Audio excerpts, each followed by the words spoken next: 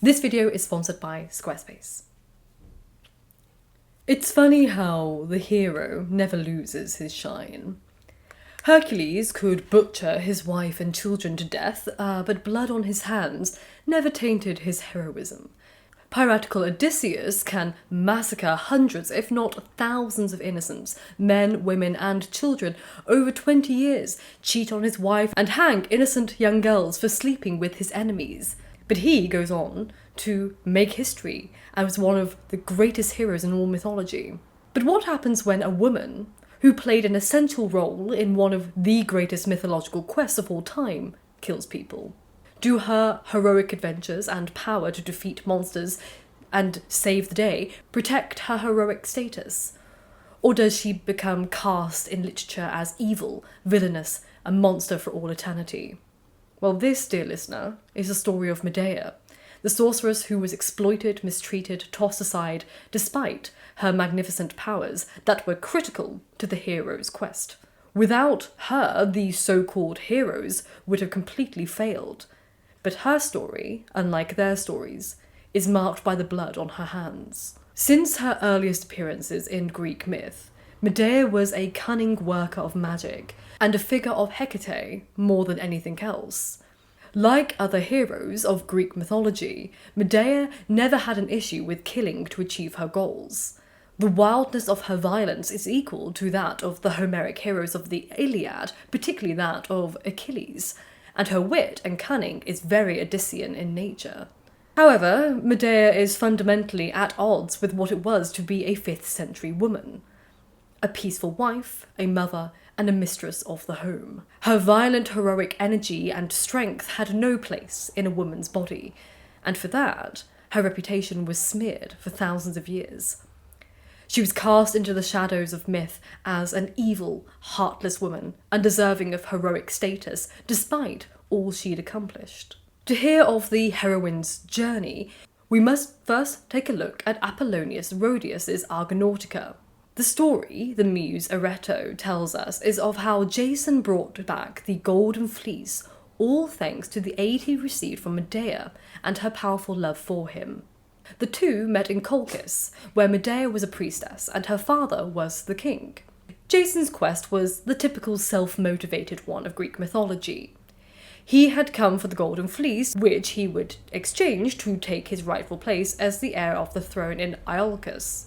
You see, Jason's father, Aeson, was imprisoned by his evil half-brother, Peleus, who usurped him. Peleus was a powerful, hungry tyrant eager to take over all of Thessaly, and terrified that her newborn son, Jason, would be killed, his mother, Alcimede, sent Jason to be reared by a centaur, Chiron. When Jason returned to claim the throne, Peleus challenged him to a quest, like every Greek evil king did in mythology. He told him that he could have the throne, but only in exchange for the Golden Fleece. The Golden Fleece originally belonged to a ram that saved the children of Athamas, called Phrixus and Hele. One day their wicked stepmother, Ino, commanded that they be sacrificed to Zeus. According to the myth, the ram collected the children from their home in Orchomenos and flew east with them clinging to his back. As they crossed the narrow channel between Europe and Asia, Hele fell from the ram's back into the sea below, which from that point onward was known as Hellespont. But Phrixus continued to fly east over the Black Sea until the ram set him down in Colchis at the court of the king Aeetes. Aeetes received Phrixus kindly, and after the boy sacrificed the ram to Zeus, he gave its miraculous fleece to the king. Aeetes dedicated the fleece to Ares and hung it from a sacred grove of his, where it was guarded by a fearsome serpent. Like all heroes, Jason had the goddesses on his side. Hera had a long-standing hatred of King Peleus after he had killed a woman called Sidero in her temple. Sidero was the stepmother of a woman called Tyro, who was Jason's paternal grandmother. Furious at the desecration of her temple, Hera conspired with Athena and Aphrodite to help Jason succeed. And that is where Medea enters the story. Jason came to her father, King Aeetes, to ask for the Golden Fleece, But again, the king set Jason out on a series of seemingly impossible quests to complete before he would hand over the Golden Fleece. And even then, he wasn't handing it over, he still had to earn the Golden Fleece because it was guarded by this serpent dragon. So the first challenge was to yoke 2 bronze-footed, fire-breathing bulls, a gift from the god Hephaestus, to a plough. The king's daughter Medea knew that the task was impossible, so she, a sorceress, gave Jason a magic fire-resistant ointment to rub all over his body to shield him from the fiery bulls. But she gave it under one condition, that he would take her back to Iolcus to become his wife. Jason needs a fleece, so he agreed, took the ointment, and accomplished the task. The second task was to sow some of the teeth of the dragon that was slayed by Cadmus in Thebes, using the bulls to plough the seeds. However, Medea again knew that sowing the teeth would sprout an army of violent men, so she instructed Jason to throw stones into the midst of the group of armed men, so that they would attack each other rather than him. Thanks to Medea's ointment and guidance, because he would have had no idea that was going to happen, Jason completed the tasks, but the king was not eager to hand over the fleece, so much so that he actually attempted to kill Jason's crew by setting fire to the Argo. But before we get any further, I would like to take a quick moment to thank today's sponsor, which is Squarespace. Now, you know Squarespace has been a loyal supporter of this channel for over a year now, which I'm very grateful for, and I love my Squarespace website. I've built all of my websites in the past with Squarespace because it's just so easy and intuitive to use, and it's only getting easier and more enjoyable to play around with. You know, some website platforms really confuse me. They all need coding and all this HTML, and I don't know how to use any of it. But with Squarespace, I simply drag and drop my content where I want it, how I want it to look, and all the work is done for me. Additionally, Squarespace has so many opportunities for people to make money. So if you're a creator or starting up a business, then you can use Squarespace to platform everything you need, from membership areas where you can sell individual courses and unique, classes to your followers and subscribers. There's also a built-in email system where you can send newsletters to your followers all from one platform. You don't have to have multiple sources, it is all right there. And if you're curious about the more geeky side, the analytics, then you can check out the back end of your website and see all the analytics there, from geography, audience, where they spend their time on your website, where they're coming from, all their details, so you can tailor your content to who's visiting your website. It's so useful when building a business or just even a blog to see what people are interested in, what they're engaging with, and what they want more of from you. And it's so nice to just have this hub where I can deal with so much of my extra content. I make blog posts over there, I can organise my newsletter over there, it's just so wonderful. So if you're interested in having your own Squarespace website, then go to squarespace.com for a free trial. And then when you're ready to launch your website, then go to squarespace.com/lady of the library to save 10% off your first purchase of a website or domain. Thank you, Squarespace, for sponsoring today's video. And now let's get back to Medea. Medea was in love and quite desperate to leave, so she hatched a plan with Jason to overcome her father's arrogance. They needed to overcome the sleepless serpent that guarded the Golden Fleece, and Medea had just the plan.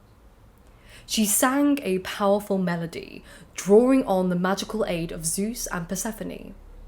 The serpent fought against the power of the sleeping spell, but Medea used magical herbs as she got closer to the dragon. She then threw the herbs over the dragon's eyes so that he was compelled to sleep at the first time in his life. This allowed Jason to climb up to the tree, remove the Golden Fleece from the sacred grove quickly, and then the two of them slipped quietly away into the sea with the rest of the Argonauts. When the king awoke to find his daughter and fleece missing, he was furious, and he sent his ships after the Argonauts. Medea had anticipated her father's wrath and had brought with her younger brother, Apsyrtos. So, according to Seneca's play, as her father's ships closed into the Argonauts, Medea took her brother and proceeded to murder him, cutting him up into small pieces and then threw them over the side of the ship. As anticipated, Aeetes stopped to pick up the pieces of his son, and so the Argo and crew made their escape. Their adventures continued, and Jason's team prospered thanks to the skills and magic of Medea. For example, in Crete, they encountered the bronze giant Talos, a creature designed by Hephaestus to operate as a mechanical coastal defence system for the king Minos. Talos would walk around Crete thrice daily, keeping ships away by breaking off portions of the cliff and hurling them at any vessel that came too close. He was completely invulnerable, except for a vein in his foot. But no one could get close enough to strike him there. However, Medea had a plan. She was able to drug him with one of her powerful potions, and that made Talos go insane. Talos was so insane that he threw himself about on the rocks and eventually damaged his own vein in his foot, which brought about his death. When they returned to Iolcos, Jason still had Peleus to deal with. Whilst he brought with him the fleece, Peleus wouldn't budge. In one version of the myth, Medea deals with this issue by tricking Peleus' daughters into murdering him. She does this by demonstrating to them her power of rejuvenation by mixing various potions in a cauldron of boiling water, and then slaughtering and chopping up an aged ram and dropping the pieces in to the cauldron. Immediately, Peleus' daughters saw a fresh young lamb emerge from the cauldron. Enthused with the best intentions for their aging father, Peleus' daughters hurried to chop up their old father and boil his pieces into the cauldron, but unfortunately they succeeded in only hastening his end. It should be noted that all of Medea's murderous actions are performed under the compulsion of Hera's magic, which neither Medea nor Jason knew of. Jason and Medea fled to Corinth after the scandal of Peleus' murder. They lived together for 10 years, had 2 children of their own, and one day Jason grew resentful of his aging foreign wife and sought love in a younger woman of higher status, Glauce. You see, with Glauce, he would have more money, status and security, all of which he had lost and blamed Medea for. So he broke his promise to Medea, and she felt used and betrayed, alienated from the world and discarded, and for that she sought revenge. Now, it should be stressed that his choice to leave Medea angered the gods also, as he had taken an oath of loyalty to Medea, and he had done so whilst invoking the gods as his promise. The gods don't like people who break promises, and Medea was a perfect vessel for their rage. Euripides' play, Medea, is an archetypal play dramatising the fragmentation of a woman's place in society as an anthropomorphic, not anthropocentric way, of course. As Pavlos Kavouras writes, the play criticises the social anthropocentric mode of living and aims to transcend the anthropocentric process of social transformation and reformation through social transformation, as conceived in classical Greek world. When the play starts, we meet Medea cast aside for her foreignness and supplanted by a younger, higher-class woman.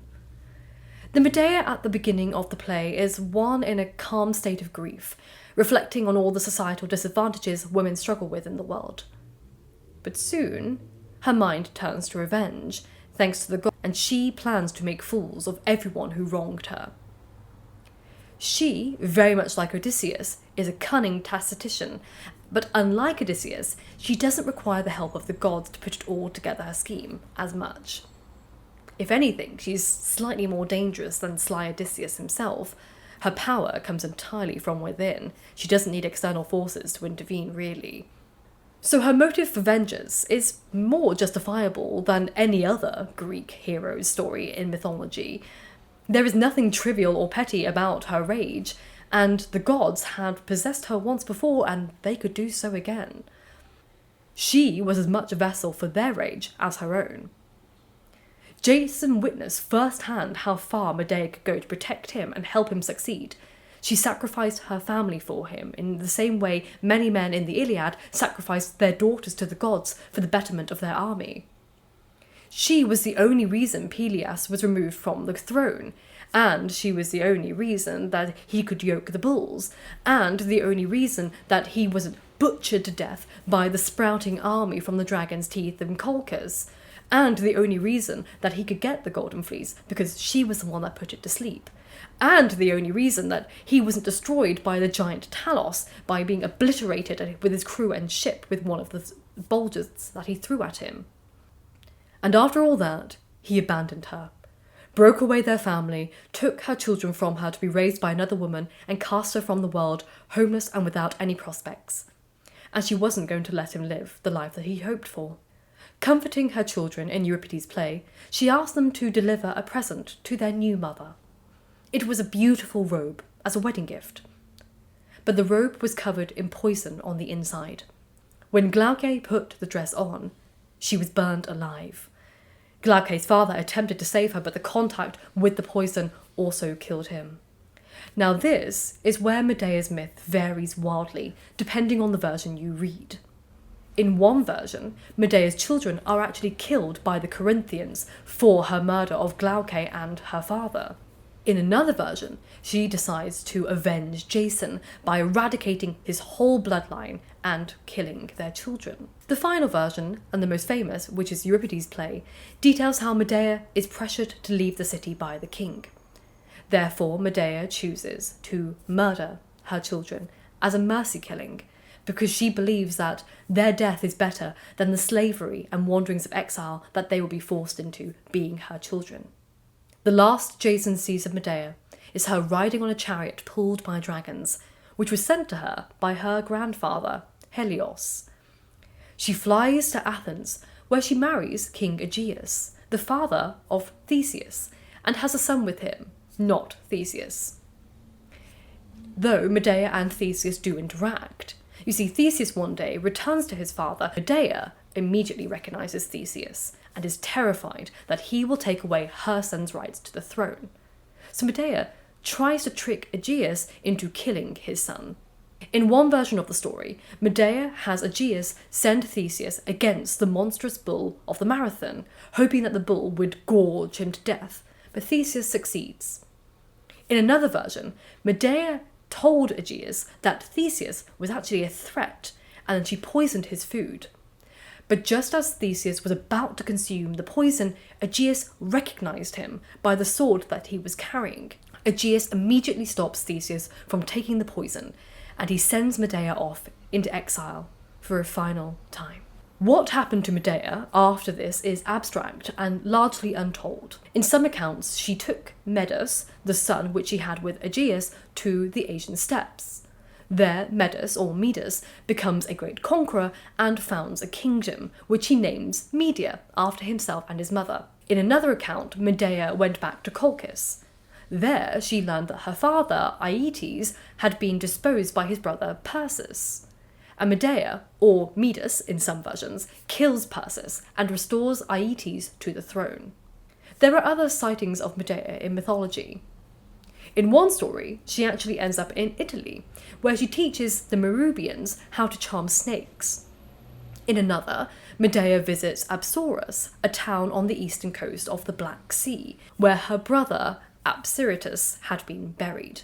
You see, the town was overrun with snakes, so Medea uses her abilities to gather them up and put them into her brother's tomb. I know. Then there's one version of the myth where Medea comes to Thessaly and enters a beauty contest with Thetis, who is Achilles' mother. The contest was being decided by the Cretan hero Idomeneus, who judged Thetis to be the more beautiful. And Medea accused Idomeneus of lying and then laid a curse on him, making him incapable of ever telling the truth. Eventually, it is said Medea was deified and lived eternally among the greatest figures of Greek mythology in Elysium, and in some versions of that afterlife, she's said to have married Achilles there. But that is the end on this video on Medea. I hope you found it informative. All the resources are down below. Thank you so much to my patrons for making this video possible, and thank you for watching.